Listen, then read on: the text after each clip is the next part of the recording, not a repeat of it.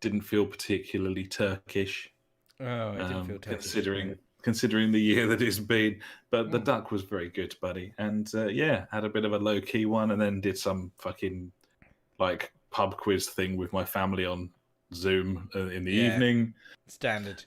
And then New Year's had a bit of an old bash with Funk and Paul Tom. Nice.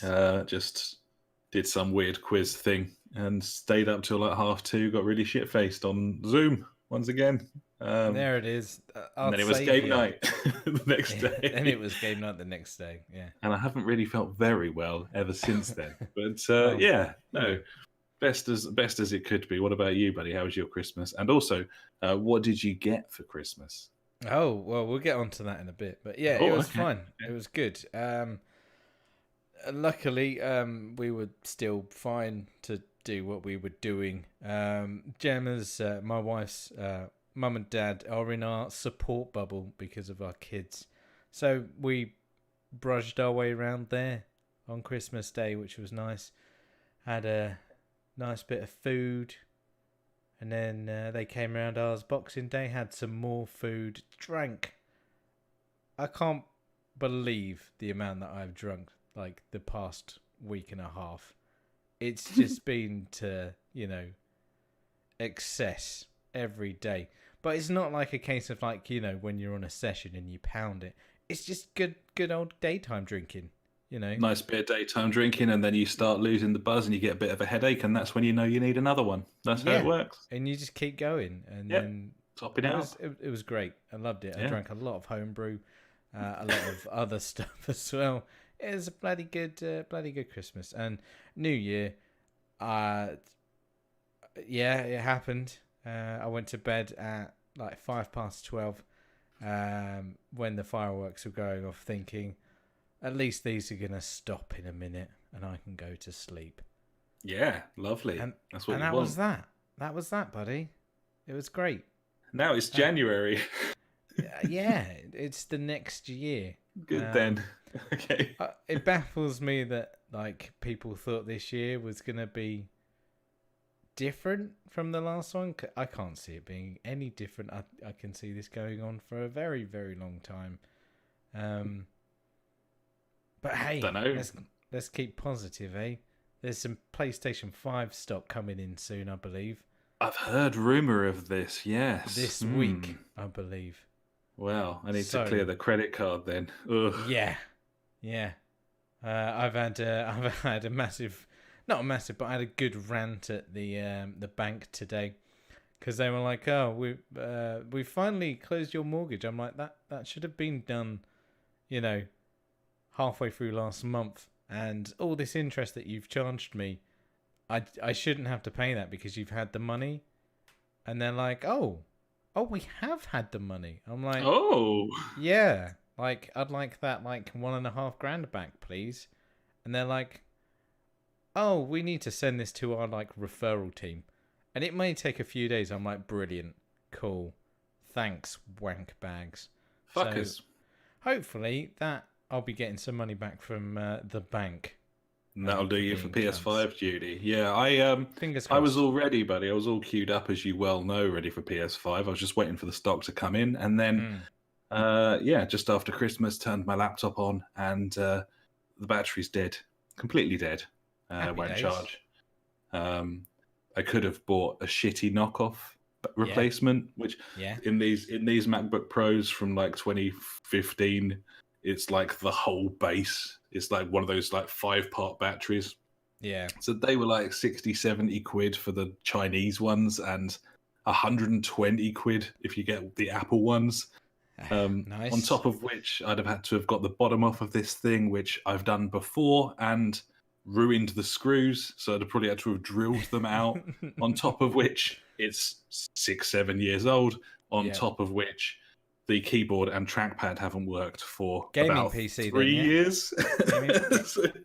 Say gaming PC, mate. I have to say, as I squeak about in my chair, which is probably going to be horrifying, I made a very difficult decision when it came to replacing this. I decided to replace it because it was insane to try and repair it.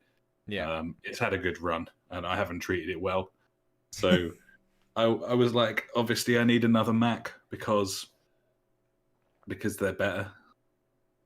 They're just better. He says they're better. They're just better. They're not better for gaming. They're No. certainly better for everything other than gaming. What is better than gaming, though? Well, gaming with friends, gaming, I don't know.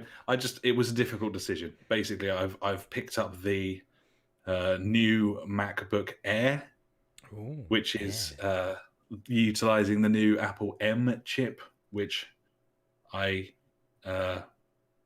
was very skeptical about early adopting, as they disassociate themselves from Intel for the first time in their history. And it's a bold then move. I read like 50 reviews, and all of them were extremely positive. Were these from Mac influencers? No, these were from everywhere, including like PC magazines and all sorts. The thing just appears to be your best bet. If you need a mid to high end laptop right now, they're very, I think, quite well priced for a brand new Mac. And what was this price? So they're you can pick one up for $950 at the moment, a MacBook Air, and in the past the RRP for a new MacBook Air has been like over $1,000, and they've been i3s. Yeah. Whereas this thing is up there with 10th gen i7. This M chip. Well, that's decent then. It'll do like 26 hours of usage battery. Someone did a test where they ran full screen HD video for 18 and a half hours on a single charge on this laptop. That's decent. It will run, you can video edit on a MacBook Air, which is kind of unheard of in the past. It's got like 4 times the beans of the previous one. And the MacBook Pro I'm using at the moment, at the time the Airs were just like massively underpowered, and I knew we'd want to be doing audio editing, and but the Air seems to be sufficient at this point, so I took the plunge. But that was a hard decision because it's a lot of money, and as you say, I could have got a gaming rig. I could have really half decent. Could have got a nice gaming rig. I could have spent 600 quid on components and 400 on a card for that money. Yeah, that would have been well good. Didn't do it. Bought a Mac instead. It's crazy. Think of all that sim racing you could be doing now. On my own. I'll do it with you. I want a PS5. I don't want to play games on PC. He doesn't want to play. I don't want to be part of the fucking the upgrade misery. I don't want to be part of the fucking this has fallen over. I need to update this. What's going on here? I don't think they fall over that much anymore. Like I don't want it only if you're like wanting the absolute utmost bestest thing all the time, which I don't. Like this whatever this is that I'm running, that's gonna last me a good few more years, I reckon, easy. Yeah, it's already a year and a half old. I just don't want it. I don't want a tower in my living room. I don't want a keyboard and mouse in here. I don't want to chuck that into the television. I don't want to do any of these things. So, and like a couple of years ago, I would have made a very different call. But I want a really good laptop that's going to last me like 8 years, and that's what I've got. So, cool. And I'll get a PS5 so that I can play with all of my friends. And I think the new generation of consoles that have got the sort of beans that means that you don't need to fork out on a big gaming rig and then have to upgrade it. And I think that gaming PCs look even more fucking ridiculous in about 5 years' time when streaming games has become the norm. So, definitely. Yeah. That's when my PC will pay off. That's it. That's it. You'll be ready to go. Yeah. Yeah. Like, well, anyway. Spending thousands. I didn't even spend like 400 quid on mine. Yeah. Yeah. There you go. Check you out. I know, right? So, yeah, what did you get for Christmas? Anything? Nothing? Whatever. Well, I only got stuff from the missus because I haven't seen anyone else. So fair dues. I've got presents from my folks and my sister and her fella and other various assorted family members, but haven't seen them and probably won't see them for months. So, yeah, had nice stuff from the missus. Got some nice housey stuff. Ooh. Got a nice T-shirt. Got board game. Got all sorts of bits and bobs, buddy. Really nice. Yeah, got Camel Up. Don't know if you've played Camel Up. No. Shout out to Camel Up, buddy. It's the camel racing betting game. Oh my god. And the camels stack. So, you've got cards and you can bet on which camel's going to win and which camel's going to lose. But then you're throwing random dice that say how far the camels will go around the board. And if a camel lands on a square with another camel, it stacks on top of that camel. And whichever camel's on top is the winner and whichever one's on the bottom is the loser. So it's a fucking roller coaster ride, buddy. Actually, genuinely. How long does a game last? So the whole game lasts about 45 minutes, and each leg lasts about 10, 15 minutes, and you usually get 3 or 4 legs. So basically, once you've rolled out 5 of the 6 dice, then that's the end of that leg, and you score up. So whoever's got the card that says blah de blah, the blue one's in the lead, gets like 5 points, and then whoever's got the card saying the next one's in the lead gets a point for that, and so on. Then also you've got cards where you can guess who's going to win and who's going to lose, the overall thing from the start to the finish, and whoever gets their guess in first for the winning camel gets like 8 points, and whoever gets it in second gets 5. So it's just like a scoring thing. It's just a game of, basically it's like an odds game, really. Like, can the red camel catch the yellow camel? Now, in theory, no, because the dice only goes up to 3, but the red camel's on the blue one's back. So if the blue gets a 2 and then the red gets a 3, then it could take the lead. Motherfuckers. So, yeah, man, it's real good. And then you've got crazy camels, the black and the white camel, and they're going counterclockwise around the board. And there's a dice for them in with all of the others. And if you roll that one, then they go in the reverse direction. And if one of the coloured camels lands on one of the black and white camels, then that camel can take it backwards around the board, buddy. So hard to predict who's going to win, and extremely addictive. Sounds really good. Nice. It's on offer on Amazon at the moment. I think it's like 20 quid on Amazon at the moment. So nice. Well worth picking up. It's good for the kids. It's good to teach them like probability and stuff. And it's really like feels like a sort of stupid camel poker if you're playing it with adults. So it's cool. Highly recommended. Cool, buddy. Yeah. Well, I also got a board game for Christmas, buddy. I got Ticket to Ride London you love edition. Trains. Yeah, it's not trains, it's buses, mate. I was well upset. What?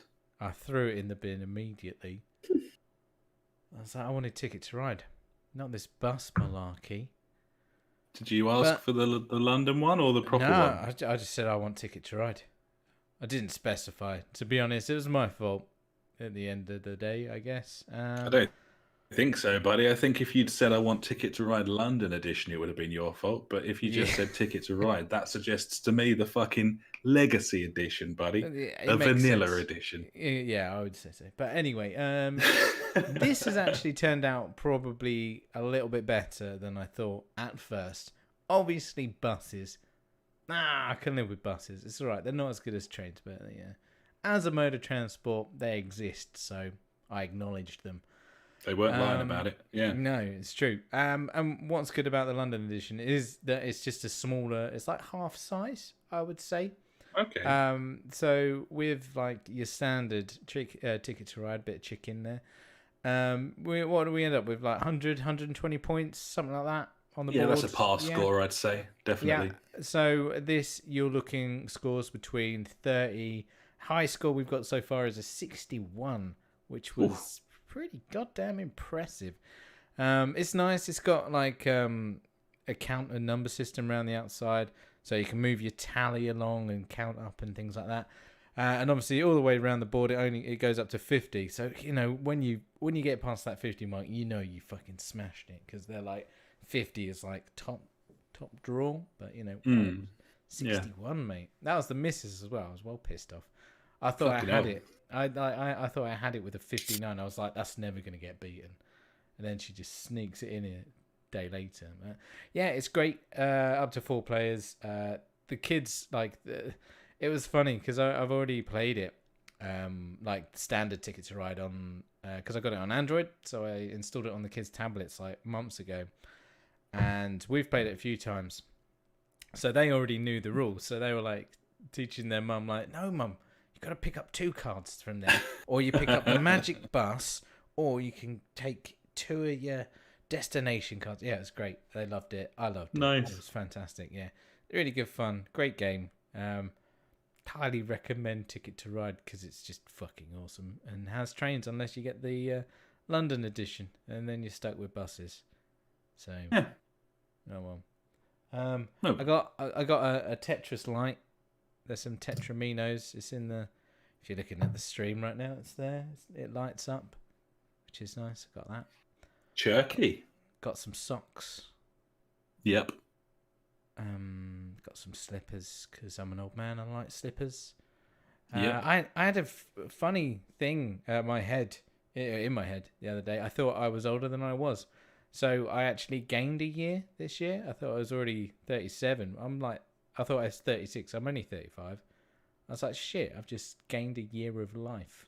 That's how it's done, buddy. So I had convinced myself, like, I'm 37 next month. And I was adamant. I was like, yeah, I'm 37 next month. It's like, no, Ash, you are not. I was like, fuck. I've gained a year. I was like, I'm getting close to 40. Not now. I'm fucking miles away. No chance, yeah. I think once you clear 30, you don't really pay any notice anymore. Maybe even 25. You just I forget. Since I had kids, I'm like, I don't even know. I don't even know what day it is half the time. I'm getting on. That's all I know. As long as I'm having fun, buddy, and drinking, everything is good. Gibbons. I don't know. Speaking of. Oh, hello. Yeah. What exactly are you drinking this evening on the old pod here, buddy? More homebrew. Fair play. This is pretty much all. I'm going to do another batch this weekend. It's great. It's so cheap and it tastes lovely. So I just make loads of it now. It's fucking banging. It's awesome. What about you, B? What are you on? I'm on the Sierra Nevada California IPA, buddy. It's really, really nice. It's really good. That's what you want. Got this one lined up next as well. Another Sierra, the old hazy little thing. Oh, hazy little thing there. So, Gibbons, there you are. Yeah. Well, I mean, I bought that TV before Christmas. That was kind of that was your big present, really. Wasn't it? Yeah, that was my main thing. TV's really nice, by the way. Fucking glorious picture with the HDR and everything going. One of the games that I first played on it was Until Dawn, because I was like, I've got this big new TV. Let's get a bit scary. Finished it as well. That's great. That game. It's good. I was more scared the first half of the game. That's the word, game. When it was like serial killer in the mountains. When it started introducing like freaky, weird witch devil things, I was like, no. It just lost me then. I was very upset. I really, really enjoyed that game. It was we played it in one sitting, and Jesus, really? Wow. Yeah. I think it took me like 3 nights. So yeah, like you say, it's not. I was trying to find everything though. You know what I'm like. Still looks the business, that thing as well, because it does so little in terms of gameplay that it just graphically is quite pretty for. Yeah, it's decent. Yeah. Yeah, one that's getting on a bit now. Had some annoying points, obviously, but doesn't matter really. It's an old game, isn't it? It's a good old game, that one. Highly recommend that. Cool, like it. Speaking of games, buddy. Oh. This is the Game of the Year edition of the podcast, and we're like 20 minutes in already. Yeah. Well, we I think probably crack on. We should. I think we'll I get don't think there it's now. going to take long though. No, But yeah, these are my games. They're okay. Firstly, I think it's not been the best year really. No, it hasn't. I feel But at the like same time, we say that every year.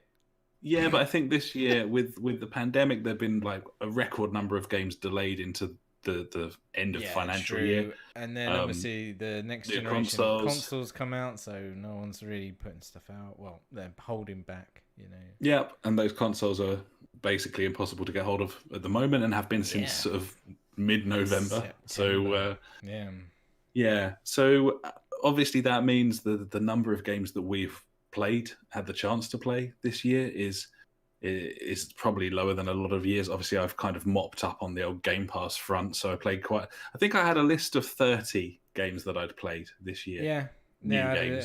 I played a lot on the Game Pass on PC. Yeah, Gears Tactics, other Gears of War, other games. I don't know, whatever. But yeah. So yeah, we've got a top 5 each. We've got games the top 5 games we enjoyed playing in 2020, regardless of when they came out, which I think was quite important. Yeah. And then a little bit of a list of stuff that we're looking forward to in the new year, for both the fact that there's lots of stuff that was delayed, which is exciting, that it's still going to be coming out in 21, and also the fact that we are going to be jumping on that PS5 bandwagon as pronto as possible, and therefore that should open things up for us too. So I think we'll just start with the top 5 games of the year and work our way through that, buddy, because it's like obviously there's a lot of games that I haven't played this year, so this is just the best stuff of what I have played this year, and same for you. And we start. We'll do number 5 each, and then we'll make our ways up to our number 1s. Yeah, sure thing. Okay, we agreed on number 5. We did agree on number 5. Of the 5. Now, the number 5 is The Last of Us 2 for me. There it is, yeah. And for you. Me too. And for me. You were saying before we started recording that there was one game on this list that you just put in there because you had barely played anything else. Is it this game? This would be the game. Right. I nearly put Crusader Kings 3 on there. But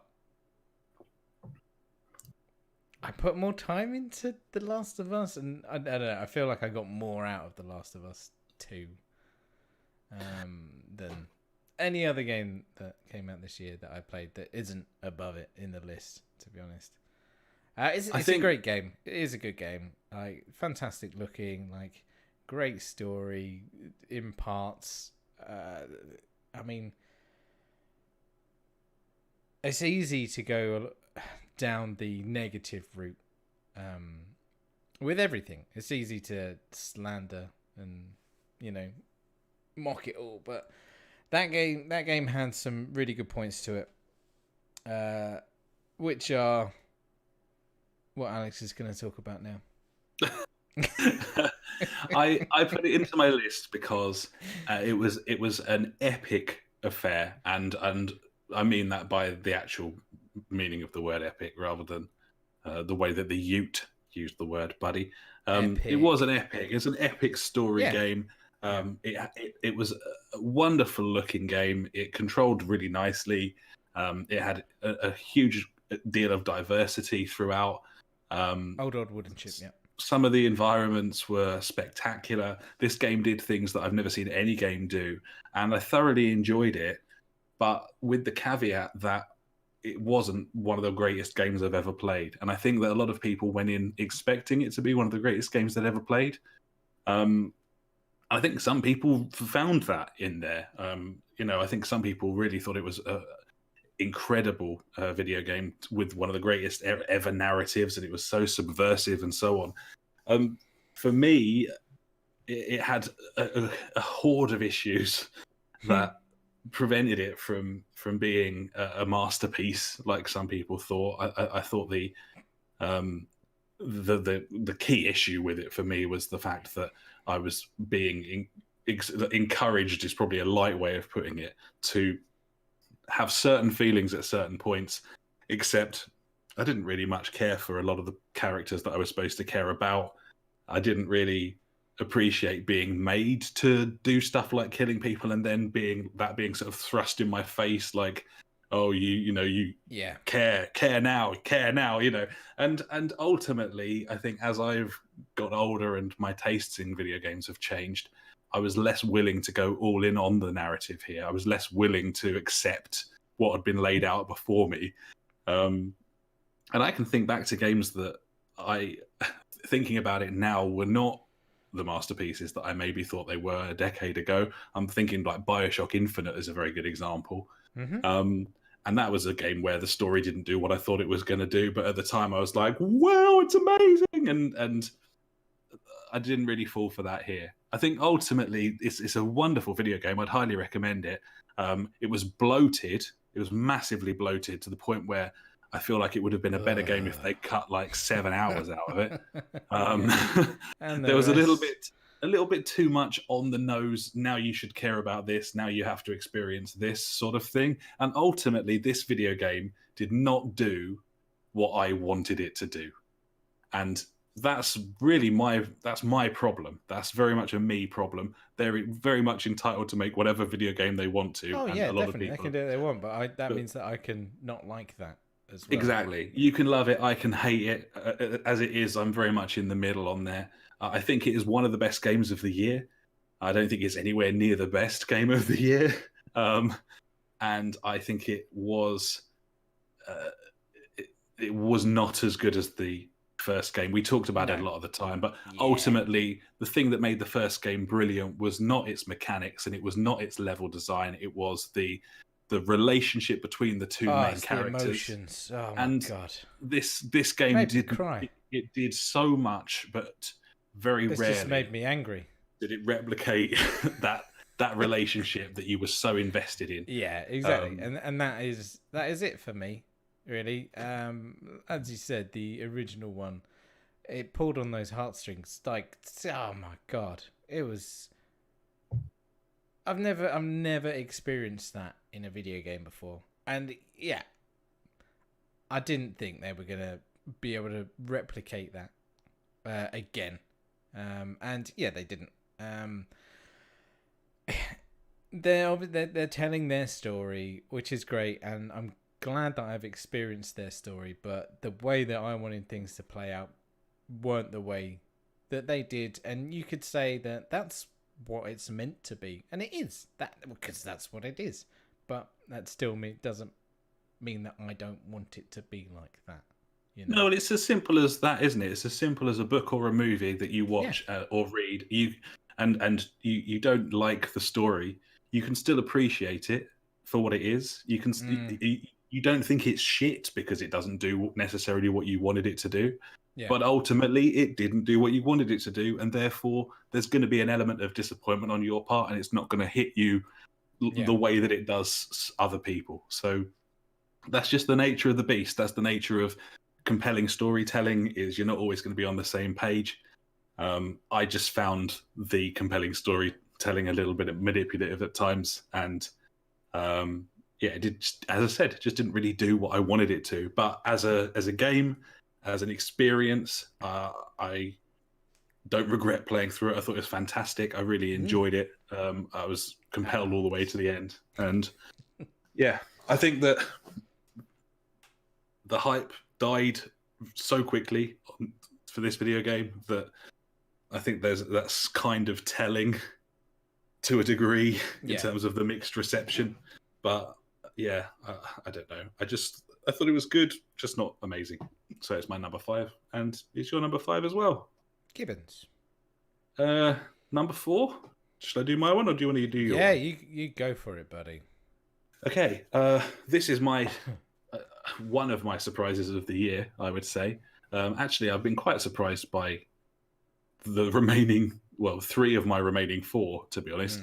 But my number 4 is Observation, which I played on Game Pass sometime around sort of July, August time, I think it was. Julember, yeah.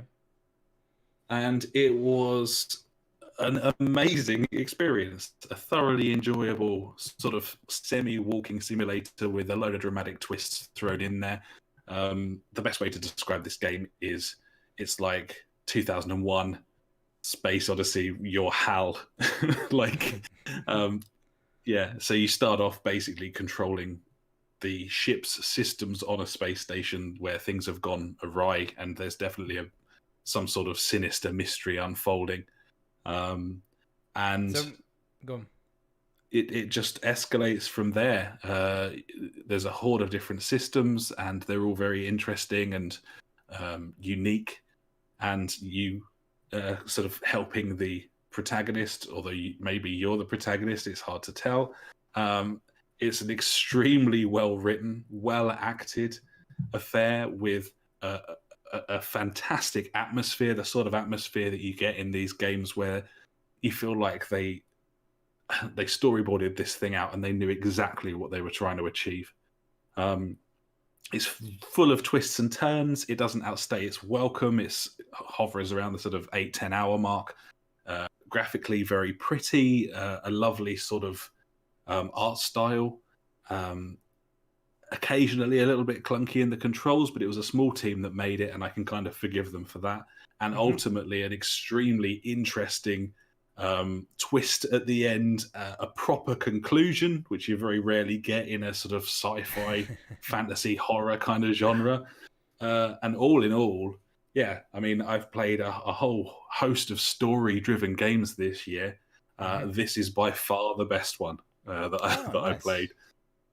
It's very, very good. As I said, it is on Game Pass on consoles, so if you're looking for something to get stuck into, it'll help you while away a weekend. But yeah, just the fact that it's like a sort of sci-fi thriller, it's just something that's a bit different. It was completely unexpected. I hadn't even heard of it before it hit Game Pass, and yeah, here it is on my top 5 list at the end of the year.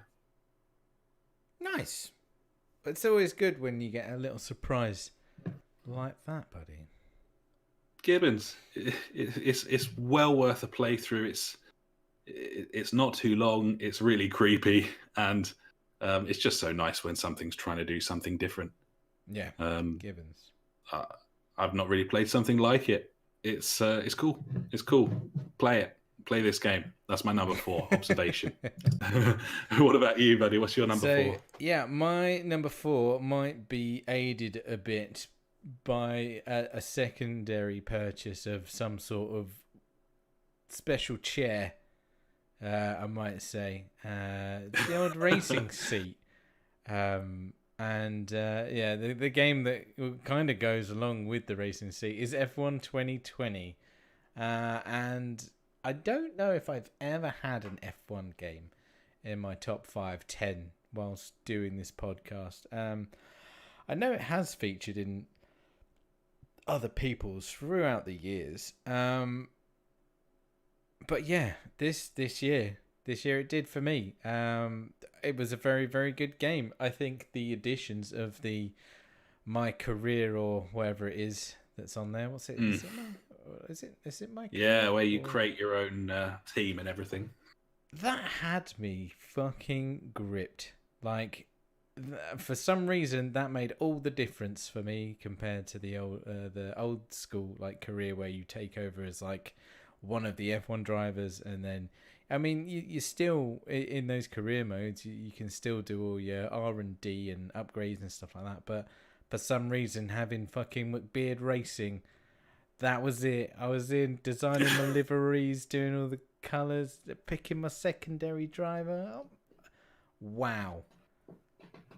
Hats off Cody's for implementing such a good mode. For someone that has played a lot of F1 games in the past, but never really got stuck in as much as he should.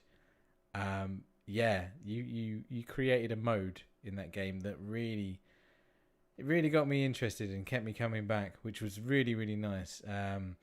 Obviously, it's an annual series, so there's been tweaks, but I feel that This year, the car handling model was far superior to previous years, where it became the point of I was getting decent at this game. I mean, I haven't played it for about a month or so now, so I'll probably get back in there and be absolute toilet now, and it'll take me a couple of weeks to get used to it again. But yeah, it's a really good game for people that like racing games, especially if you follow the sport of Formula One, which over the past year, especially during lockdown, having lost my love for football a bit because it's weird now watching a game without fans. That's the thing, isn't it? That's the beauty of motorsport. Yeah, is that the crowd really doesn't matter in the same way that a football crowd does. Exactly. They don't bring a lot of the crowd bring a lot more excitement than I thought they did to a football game, which is weird. So yeah, like it's just a win for Formula One this year, I think, and Formula 2, because that's in there as well. And that's lots of fun now that they've updated that with the Formula 2 cars. And it's a cracking game. I think you're right. In terms of the handling model, it's probably the biggest leap forward ever in the series. It feels completely different to the previous one. The sort of grip that you have means you can take risks in a way you never could before, and just makes it so much more engaging and exciting. And yeah, as you say, that mode, that career mode is absolutely fantastic. It's completely addictive. Yeah, my team. I've played through 2 seasons of it, and I've never played. I was someone who played F1, I think, a lot more than you historically, and I'd never played it on my own for as long as I have for this version. It's a shame there's not a co-op version of that. Because and you would hope that that's something that they'll implement in the coming years. Awesome. Yeah, you would think so. Yeah, absolutely. So yeah, number 4 is F1 2020, which it's a great game. I didn't when I was writing this list, I was like, all right, that'll go there. Why not? Yeah, fine. Right, how are we going to do these next 3? Because we've got the same 3, but in different orders. I think we'll go through them together rather than sort of going my one and your one, my one, your one. Yeah, because it wouldn't make sense. So let's go with my list because mine makes sense.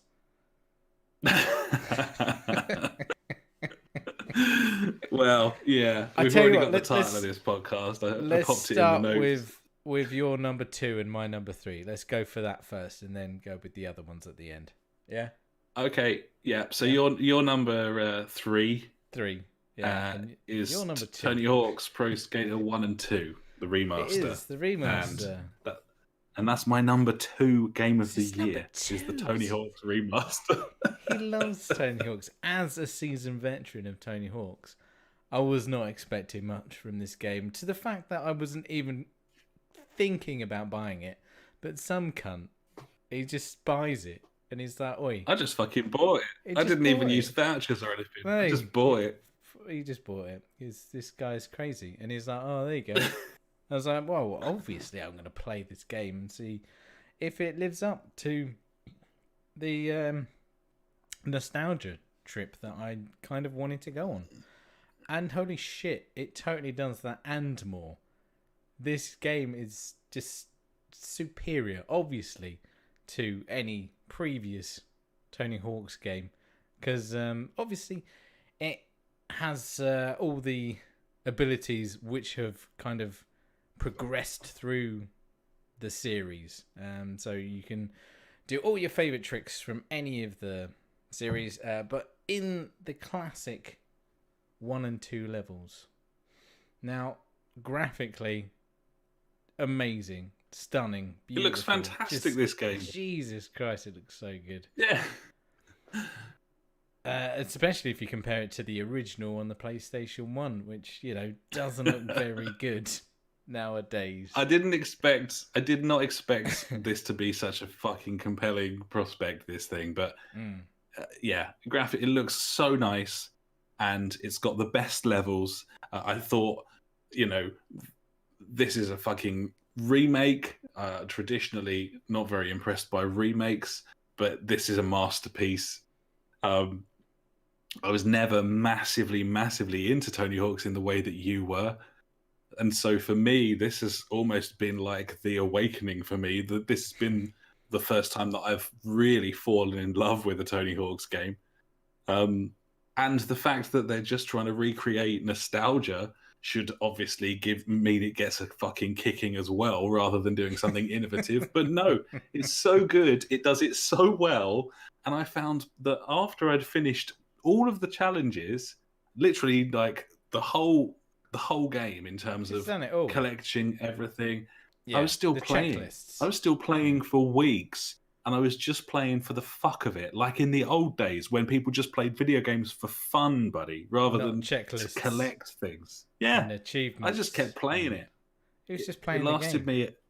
I was just playing it. I started going to do a run on Tony Hawk's just for fucking S&Gs, buddy. Love them shits and giggles. Yeah, but yeah, I do think they absolutely smashed it, because previous encounters of remasters and HD remakes, they haven't gone well. The main thing is the physics. Previously, it's just been dog shit. They've nailed it. They've got the timings perfectly. It feels like I was just playing the old games, like the rotation using the L1 R1, perfect, like exactly same like amount of air that you get for rotation it's there. It is all there.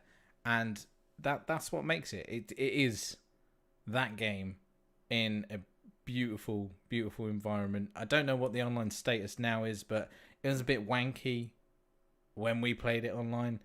Having to play with other people. Like, why wasn't there just a 2-player, like the classic thing where you could play Skate and stuff like that? You know, that's what I wanted. Yeah. I don't know if they've added. It's got private P2P now, so you can make a lobby and you can pick horse and you can do whatever you want. That should have been in there to begin with. Should have been there from the start, but you know, games these days, they're now. They're like that. But yeah, fucking great game, well played. Yeah, definitely deserves number 3, and for you, number 2, buddy. Yeah, my number 2 game. If you'd said to me at the start of the year that my number 2 game of the year would be Tony Hawk's Remaster, I would have, I'd have fucking laughed at you and called you a cunt. But and now I'd be apologising because even down to the music, they've got. Added tracks once again. Yeah, they've added tracks. I'm not sure about that. Like the original ones, I like them. Yeah. I can't complain. I think they're good tracks. But the original soundtrack, like that was like a lot of my youth. Just listening to that, like over and over and over again, playing that game. Like I would love to know the amount of hours that I played like Tony Hawk's 1 and 2. Like I can't imagine. It would be ridiculous. Proper crazy. Yeah, good times. Loved it. So where are we going next? Are we going to go for my number 3, which is your number 1, or are we going to go for your number 2, which is my number 1? Let's go for your number 3, which is my number 1. Let's go for that. Okay. So this is my top game. You take the lead, buddy, because this is your game of the year. So I feel that the best game that came out in 2020 is Ghost of Tsushima. It's just fucking. It's the best game, mate. Hands down. There you go. Done. It's a very, very good game. It's not even that. Like when we first spoke about it, we were like, yeah, it's good. It's really good. And we were like, yeah, characters are a bit shit, and you know, voice acting's not great. I fucking love it now. I'm winning this storyline. I love it. Like I'm loving the po-facedness. It is. They have done such a good job with this game to like recreate that Eastern like movie cinematic experience with like the depth of field changes, like the sudden shots, like the fun. It's insane. And like, what was previous games that these guys have made? It was the Infamous. That's it, the Infamous. Nothing like this, mate. And then they come out and just bring this out. It's what? The mood of this thing, like the feeling of it, like such a nice place to be on Tsushima Island, and yeah, I think I was guilty as much as anyone of finding the acting a little bit wooden when I first started playing, and I then sort of came to realize that the sort of honouring code of the period is kind of bang on. They were wooden, they were sort of po-faced, and you know, you sort of really sort of learn to enjoy it. It's got some great story beats. It's comfortably the best looking video game that's come out this year. Fucking gorgeous. This game, just in every setting, like day, night, wind, rain, sunshine, everything just looks so good. And I mean, being able to get all of those particle effects of the wind in play and keep a fucking steady frame rate on these archaic consoles is enough of an achievement in itself to have them up there, isn't it? It's got the it runs at a solid 60 on the PS5, so I'm like, when I get it, I might have to get back into it again and play it at 60, because I'm sure it looks bloody gorgeous. But yeah, the combat is so good, isn't it? Yes. Encounters, how you approach them, all the different ways you can approach them as well. You can just run in there, do your standoff.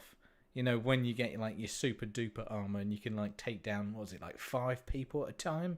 That's the best.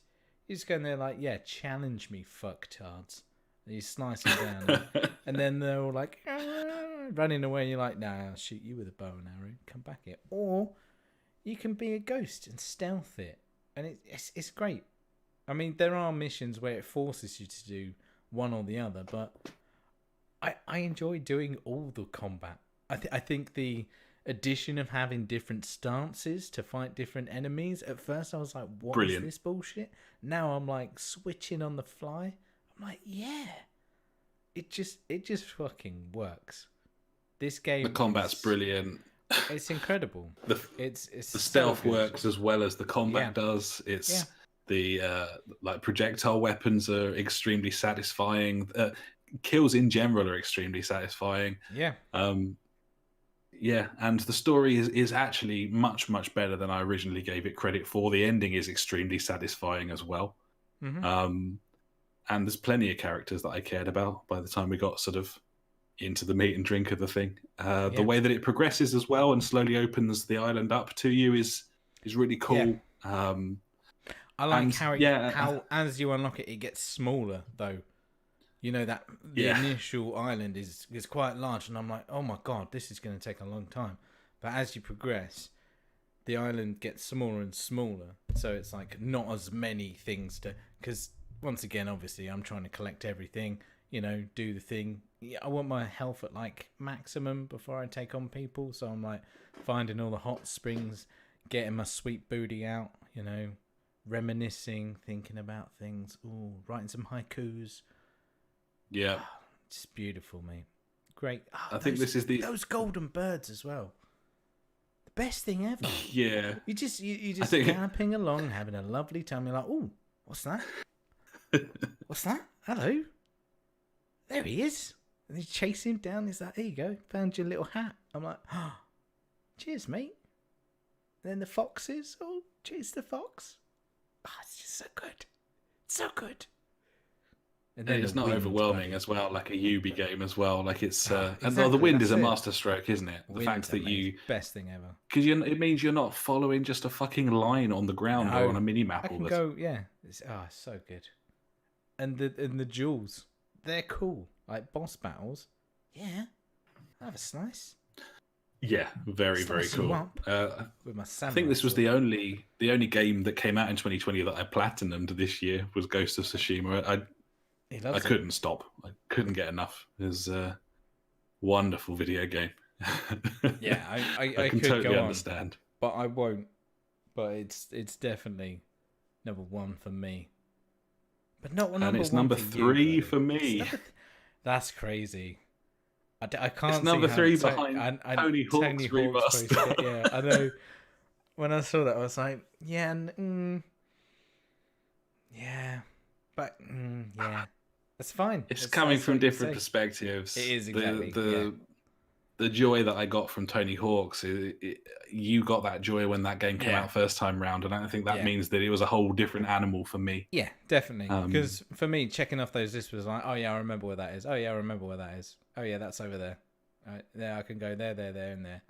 It was just kind of like going through the motions in a way. I guess just like it's like you never forget how to ride a bike or something. I don't know. Yeah, I can see that. I can see that. I think that's why this has happened. Although it doesn't explain my number one choice, but it does explain why Tsushima's behind Tony Hawk's. Yeah. Go on then, buddy. What is your game of this or last year?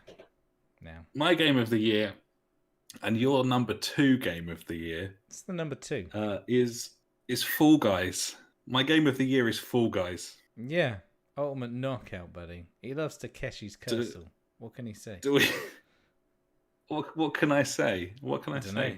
In a time of absolute shitness, a beacon of light came from nowhere, buddy.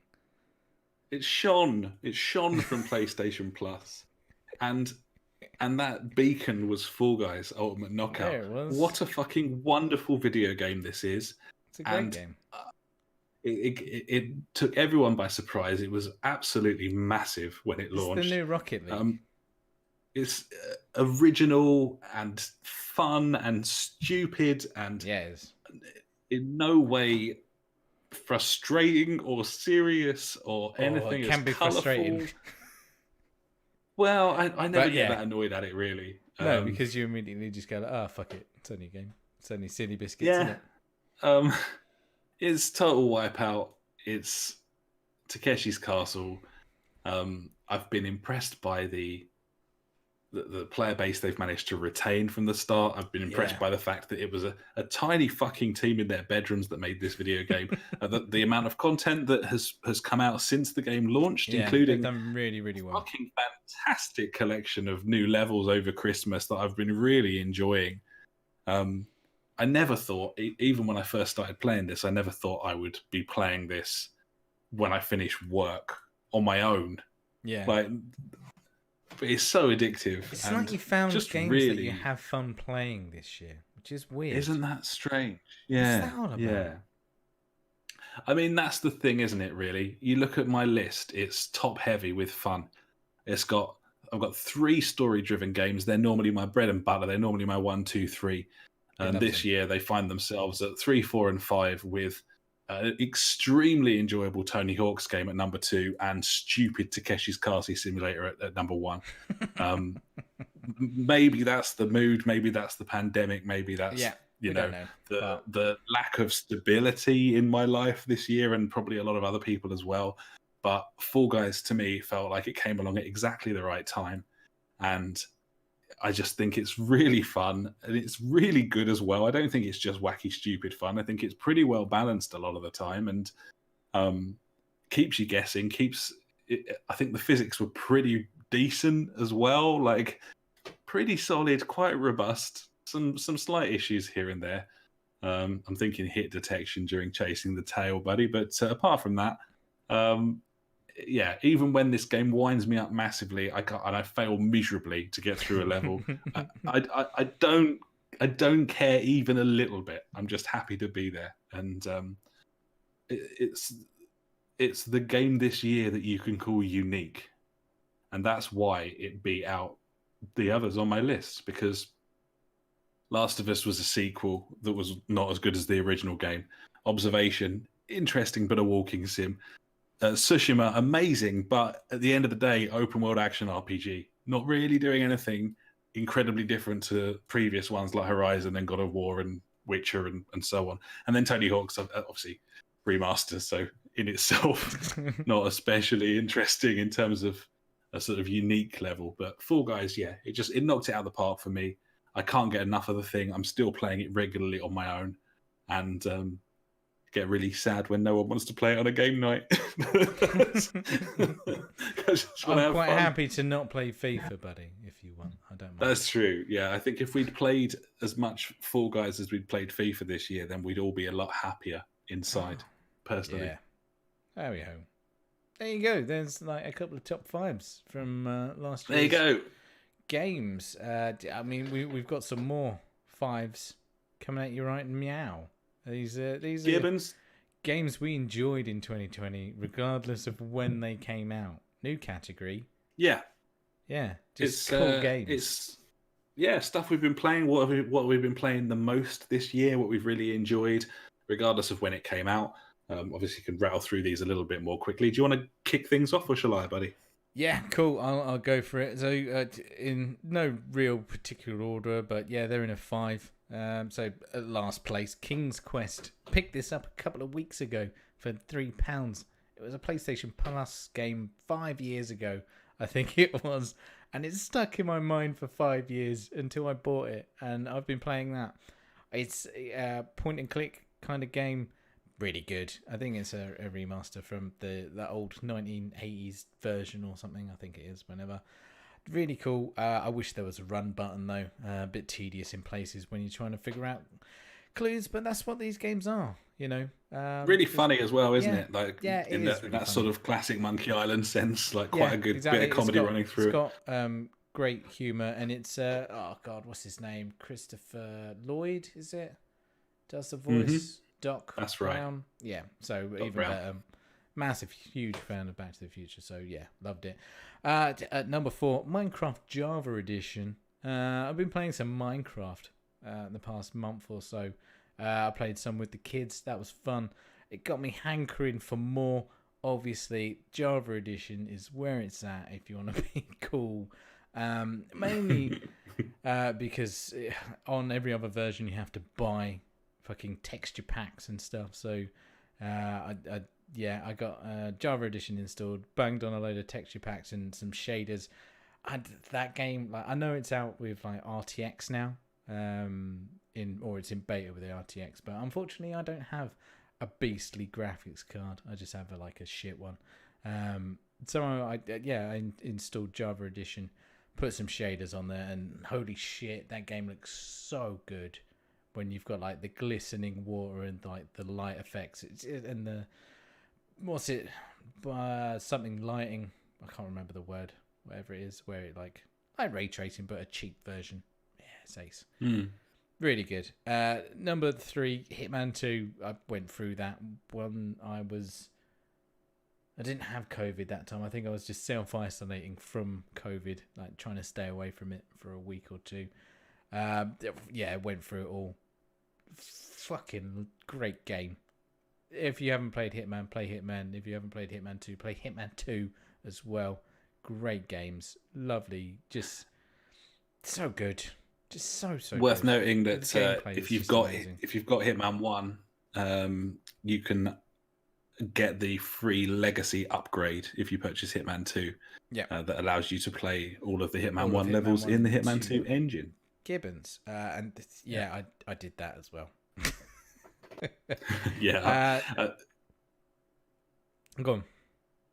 I just wanted to say I've been kind of addicted to Big Mooney on YouTube recently. He plays almost exclusively Hitman and is a hilarious Glaswegian fucker with a foul potty mouth who, I've been watching his videos most nights of Hitman. It's got to the point where I'm like decided I need to go back into that thing. It needs to play some Hitman.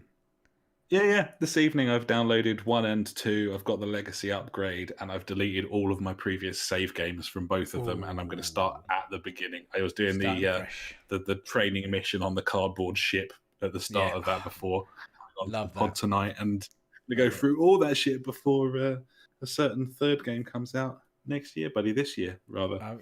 This year, not too far away. I'm very much looking forward to that as well. Number 2, Grid, a game that we picked up a month or so ago. Holy shit. What a game. What a game. This is a perfect arcade racer. It's the best. Especially with a wheel when you turn all traction control and brake assist and everything off, and then you just chuck the car around the corners. It's awesome. Loads of fun. I'll let you talk about very cool. that a bit more later, maybe.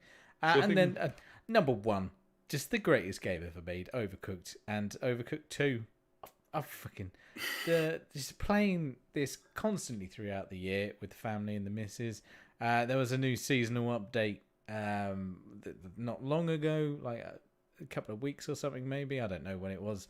So it had loads of new levels on it, and I bought all the DLC for it this year. We've gone through that, 3-starred pretty much everything. And yeah, the seasonal update was awesome. It included lily pads. So when you step on the lily pad, it disappears, then comes back up, and you're like, oh, I can't get over there yet. But yeah, Overcooked is just the greatest couch co-op game ever made, in my opinion. It's just fucking awesome. There you go. It is a masterpiece, and my work colleague who I've been doing projects with for the last year from our respective homes has picked up a PS4 recently, and she was asking for recommendations on what to buy to play with her fella, and I just jokingly suggested Overcooked 2, which I believe she's probably playing right now, and therefore they are currently screaming at each other. You're welcome. It's beautiful. It's a beautiful thing. Yeah. The amount of times that, like, you know, I'm very forgiving when my wife fucks up, but when I fuck up, she lets me know. I'm just like, what? You know, sometimes it happens. Do I do this when you do that? No. Calm down. Backhand. Wind your neck in. Yeah. So go on then, buddy. What are your 5 games that you've been playing regardless when they came out? I mean, obviously, we haven't played it, but the biggest game this year was Among Us, I'm guessing. Yeah, I haven't played Among Us. It's coming to Game Pass, though, I believe, Yes. in the next month or so. Yeah, it's on PC Game Pass. But yeah, you need more than 1 or 2 or 3 people to play that, I think, to have fun. Yeah, I think if it's private lobbies, then it's going to be a hell of a game night game when it finally arrives on I think so. PlayStation. It would be a giggle. Yeah, Gibbons. But yeah, for me, still got a lot of fun involved in my top 5 list versus sort of po-faced or story or RPG-ish. So having said that, number 5 is Far Cry 5, the first Ubi game that I've played all the way through for about 10 years.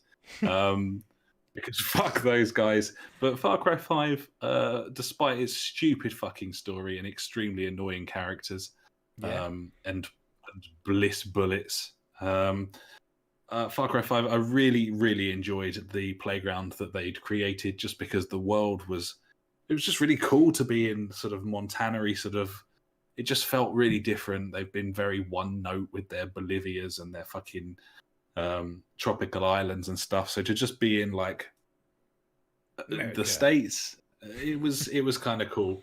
I enjoyed that. The stuff you could do there. I thought the driving and flying and everything was a step up from where it had previously been in Ubisoft games, aka shithouse. Really bad. Yeah, normally terrible. I've been playing some Watch Dogs 2 recently, and fuck me, the driving is so dreadful in that game. It's I still remember bad. Watch Dogs 1's just being like, what is this? Just it's digital speed. It's crazy. But yeah, Far Cry 5, loads of fun to be had on this video game. Even though the story was shit, it was still fun to play through. And yeah, the fact that it had all sorts of other bits and bobs, like the fact you could play it co-op, even if someone didn't own the game, that's pretty cool. All in all, a really decent package. I picked it up for like 12 quid and got about 40 hours out of it, so I was very pleased with myself for that. We had some good shenanigans. It was funny. We did. Number 4, Gang Beasts, which has been recently ruined, but up until that point, kind of was maybe fixed, maybe not. Sort of. It still doesn't feel right. I don't know why they meddled with it. I feel like I'm better at it now, though, after the update. I don't know. Yeah, it's easier so to throw people, broken. Certainly. I got used to how difficult it was before, and I liked it. Very difficult. I'm pretty indignant that they've meddled with it after all this time. As I understand it, it's not the original creators. It's been updated to a new Unreal Engine so that Unity. It works backwards compatible with new Unity engine. Sorry, so that it runs seamlessly across all consoles. And it just doesn't. It feels a bit off. But before that, it was fucking awesome. It's Jelly Baby wrestling in a variety of stupid locations. Brilliant game night game. Doesn't matter how drunk you are because no one knows what they're doing anyway. It's true. And yeah, a masterpiece that we've kind of been playing on and off for about 4 or 5 years at this point. But yeah, this year I think we played it more than ever before, and I really enjoyed that. Yeah, it's been good. Likewise, Rocket League is my number 3 game of ones that I've just been playing this year that didn't come out in 2020 because it's awesome. It always was.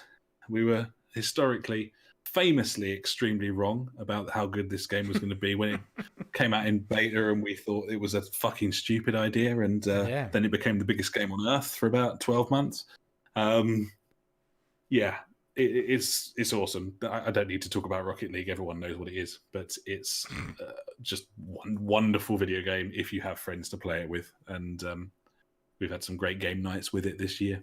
Really fun. Number 2 on my list is FIFA 21, which is the game I've played the most in 2020 in terms of hours played. I've played this thing. Yeah, I play FIFA most days because I love football. It's the only football game I have that works in any way at all. And as such, I've really enjoyed it. I've quite enjoyed pro clubs at times, even though it hasn't changed in over a decade.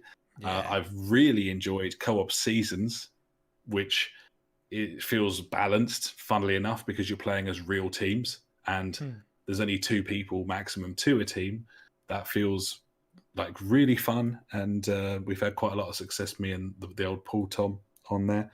But all in all, it's an excellent package. If you haven't picked up FIFA for a while, the amount of content there is second to none, and the game plays quite well. There's nothing amazing about it at all. It certainly wasn't. There was no one in my top 5 who was looking over their shoulders to see if FIFA was steaming up behind them. Let's put it that way. But it's decent. It's a decent game of football. The passing's a bit too easy, and the tackling's a bit too hard. And I think those 2 things kind of combined with how stale it feels, because the engine hasn't really changed for about 8 years, means that it can't be a brilliant game, but it is quite a good one. And it's been sating my need for football in my life, and that's why I've played it so much, and that's why it finds itself on this list. Nice. And my number 1, you already talked about it, it was Grid. I took a punt on Grid. I've wanted it for ages, but I wasn't that impressed by this stupid demo, which is like a curated 3 rounds of races with a stupid voiceover. And it was on offer. It was fucking £8 or something stupid for the deluxe edition with all the extra stuff. I thought it was worth a punt, and to my absolute sheer joy and delight, it's probably the most fun I've had on a racing game for years. It feels like Shift crossed with Gotham, crossed with Drive Club. Yeah, Drive Club, absolutely. It's got a really good selection of tracks. And it's also got like 5 different configurations of each one, and reverse ones and all sorts. It's got some Formula 1 tracks, some bowls, some little twist and tight like ones, and real places and not real places. A good selection of cars, including super fast hypercars and old school 60s minis.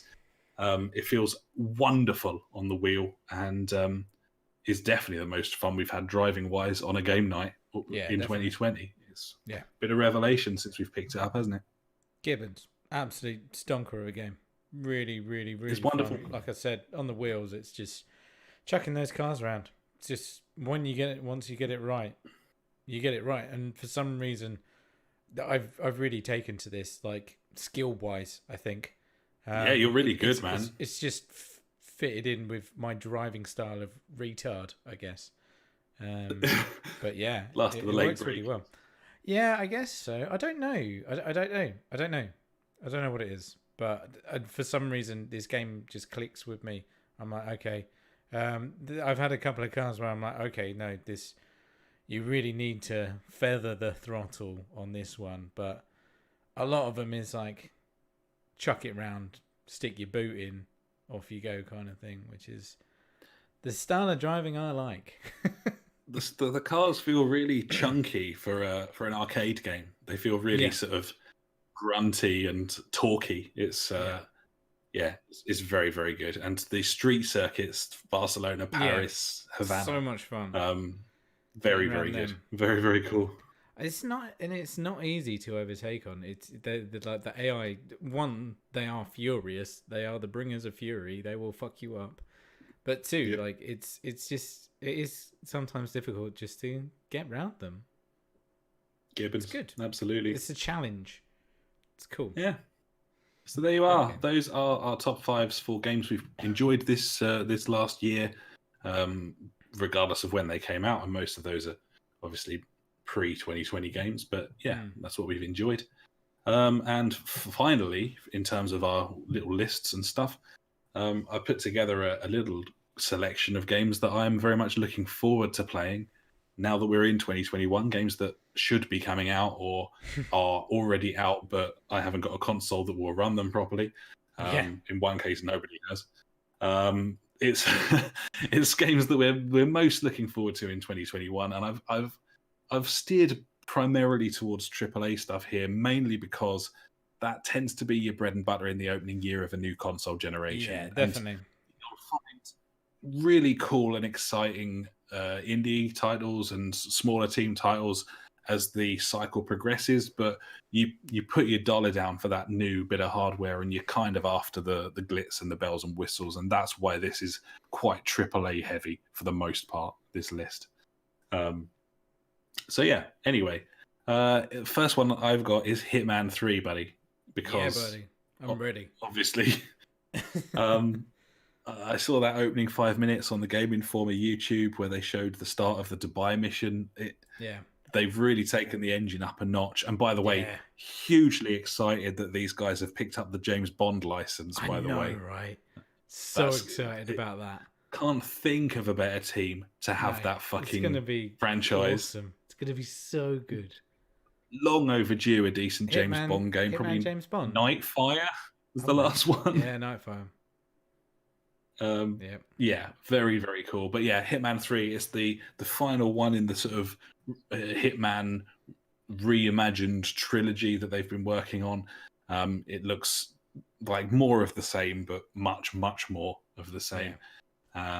Really pretty level design and some interesting locations. Saw a sort of CG clip of their London level, and that looks really exciting as well. So, IO been knocking it out of the park for a few years now, and this looks cool, doesn't it? And you're a big Hitman fan. I presume you're just as excited as I am about this one. Can't wait for this, especially like playing Hitman 2 recently and just falling back in love with it and being like, why haven't I completed this before? Why did I go off it? It's just so much fun. Like even doing like the standard missions that they throw at you, or just finding your own goofy ways to do stuff. It's awesome. Great game. It's the replay value of it as well. The fact that you can get to know the level, and you don't really get tired of levels because you can do everything like 100 different ways anyway. Yeah, exactly. There's so many different things. It's cool. Sneaky things and everything's there. It's awesome. Very cool. That was my first one. My next one, and we're kind of sharing this list really. I don't need to say my, but games in it. Games in it. 12 Minutes is something that I'm really looking forward to and have been for some time. It's a top-down RPG, like a Groundhog Day-esque affair where you're sort of in an apartment and it keeps repeating. And murder mystery. You're the only one. Yeah, proper mystery. They got top draw voice talent for this. James McAvoy and Daisy Ridley fronting this game. That's not why I'm interested in it. Traditionally, Hollywood stars are not a requirement for good video game voiceovers, but interesting that they've put them. Yeah, exactly. And you figure, there must be something there for them to have both had their interests piqued and want to be involved in it. So I just want to know what happened. That's it. I want to play it because that teaser trailer has just grabbed me, and I'm like, I want to know. Yeah, extremely compelling, and certainly one to look out for. Looking forward to that. Likewise, Deathloop, which is another Groundhog Day affair, but by the looks of things, but this time from Arcane of Dishonored fame. Yeah.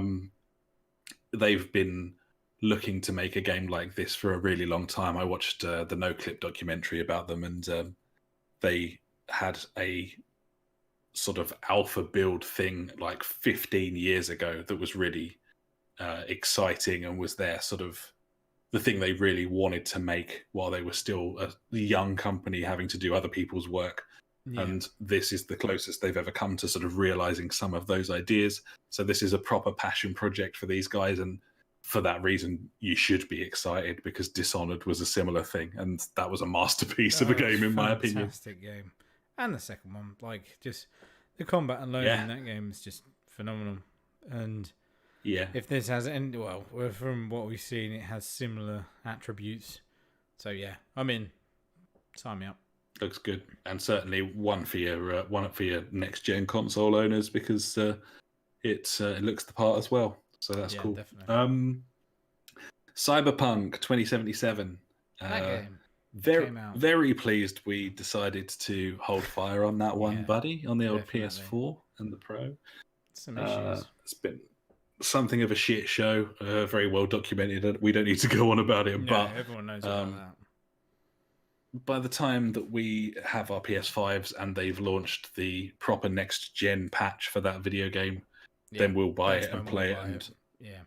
Yeah, exactly. I don't even want it before then. Even if they patched out all the bugs on the current version, it's still emulating and upscaling from PS4. I'm not interested. Full on next gen version. That's when I'll play it. Yeah, exactly.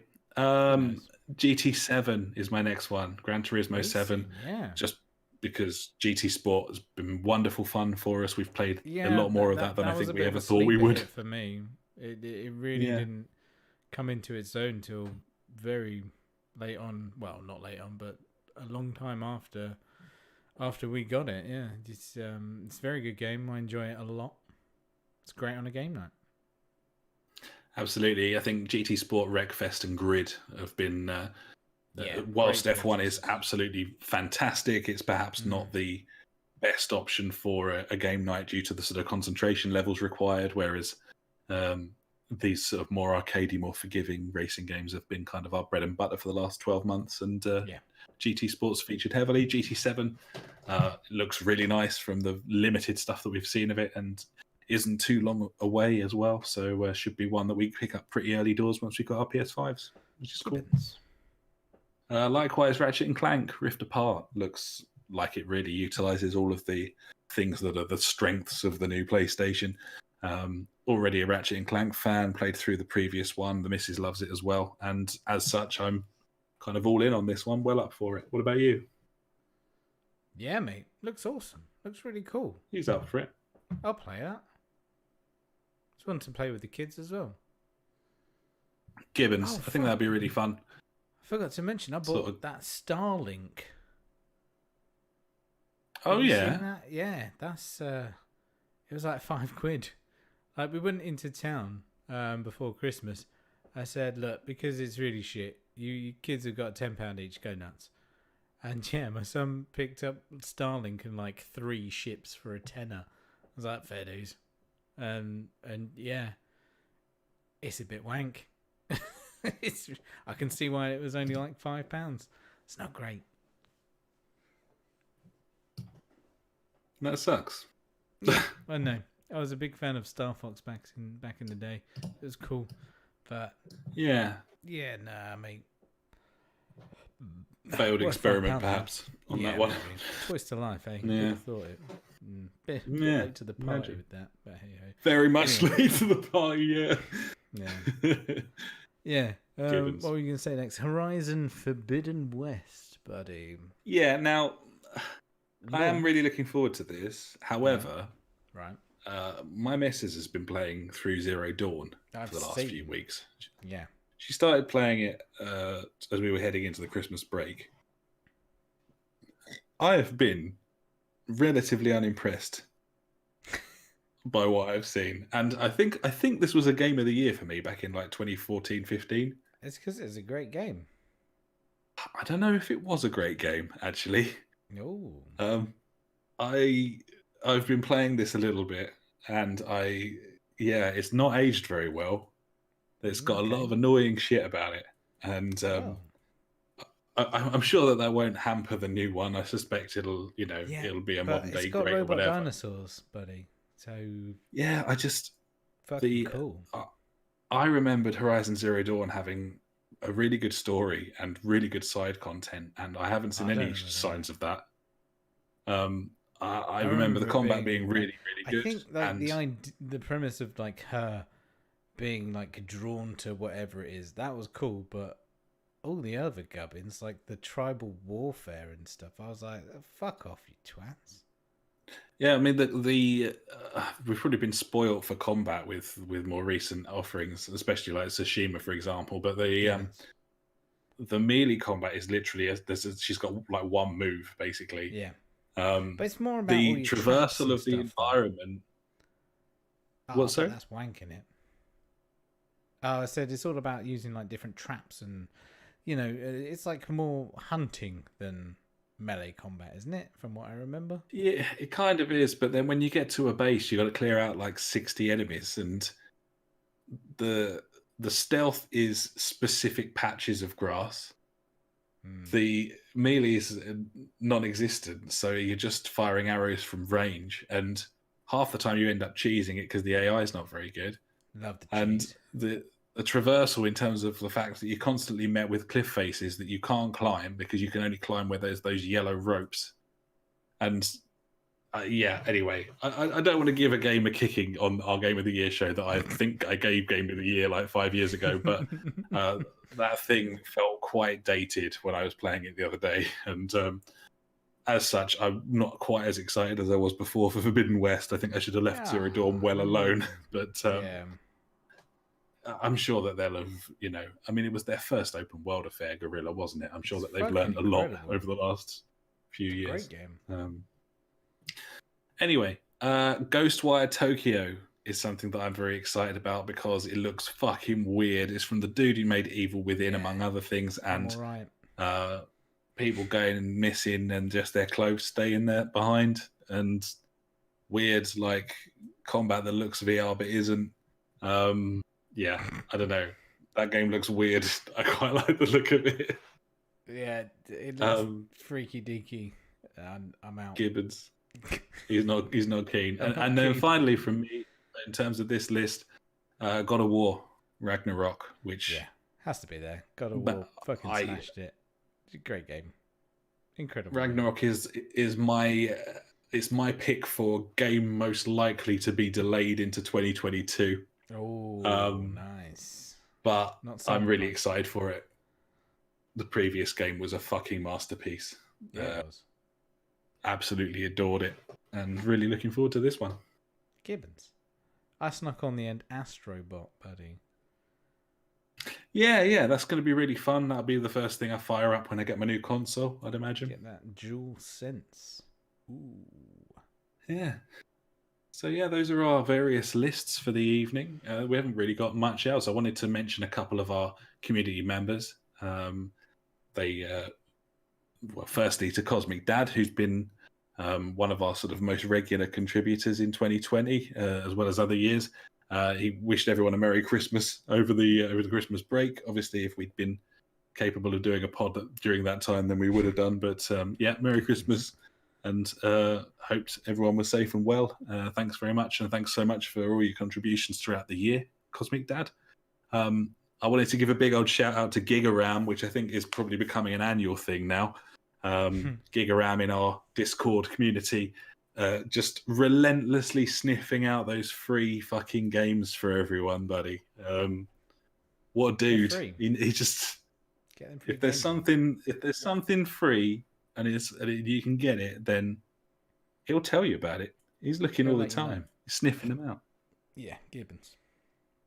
And of course, if you want to get involved with our Discord, then head to the jfgpodcast.co.uk. You can find the link there.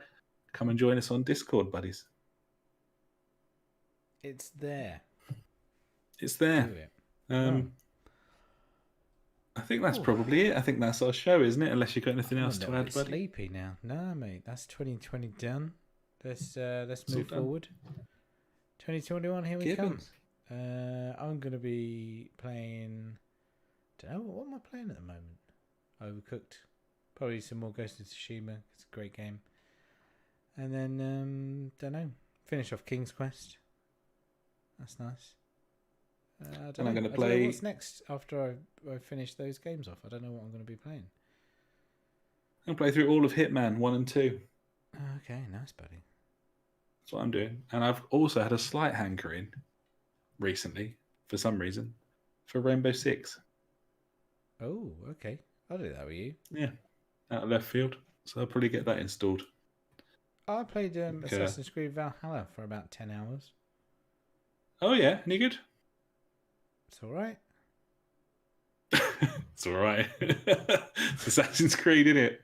Yeah. I'd rather play it on the PlayStation 5, I think. I'd imagine so. I'd rather play everything on the PlayStation 5 now, I think. But hey. We'll get there. It's all right. It'll happen. I'll talk about it when I can be bothered. Fair play, buddy. That'll be next time, I'd imagine. Maybe. I don't know. Maybe not. We'll see. Well, there we are. Thanks so much, buddies. We're going to fuck off. Sorry we kept you waiting so long for a show. Hopefully it won't be so much of a big gap next time. Gibbons. But yeah, we'll catch you soon. Thanks so much for listening. Hope you're all safe and well as you can be, as safe as you can be. And I'm sure things will look up going forward. Thanks so much, buddies. We will catch you next time. Until then, I've been Alex. He has been Ash. Goodbye. Farewell.